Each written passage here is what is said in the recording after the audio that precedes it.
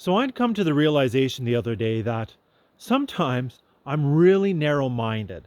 And you just kind of get yourself into that box and you don't really see a way out and you're just in there and you don't even realize a lot of the things that you think and believe or say and do uh, with any real thought.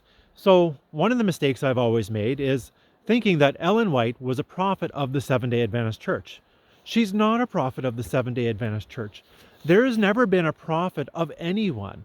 It's always a prophet of God, a prophet of the Lord. Like when you go through your Bible and you see who are these prophets, yeah, you had a prophet that was sent to Israel and not to Judah, or you had a prophet that was sent to Judah and not to Israel, but they were all prophets of God.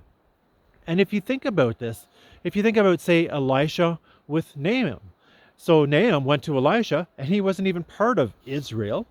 You can look at Elisha.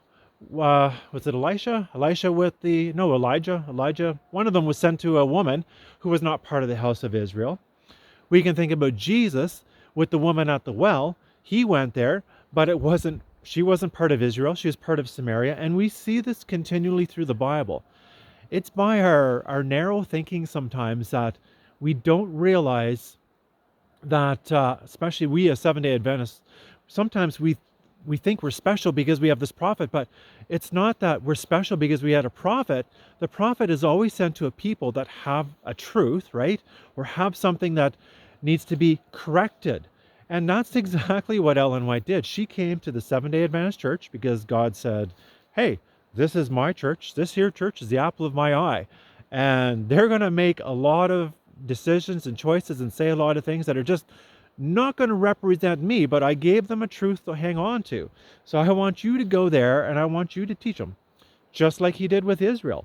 Same thing, right? Israel had a truth. They had all this knowledge, and God would send them prophets to correct them, to encourage them in the way that they should go.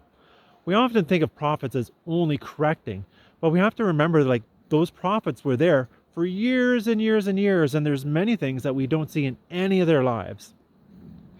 So, same with Ellen White. She was a prophet of the Lord, of God, sent to the Seventh-day Adventist Church, but did she only talk to Seventh-day Adventists? Of course not. She went and she fulfilled the Great Commission. That was her whole goal in life, was to fulfill the Great Commission and do what Jesus wanted her to do, even in times when God didn't specifically point out what her duty was. So, Ellen White is a prophet of the Lord for the entire denominational world and not just the Seventh-day Adventist Church. So we don't need to keep her kept up in this little box. Yeah, she's a prophet of God for the entire world.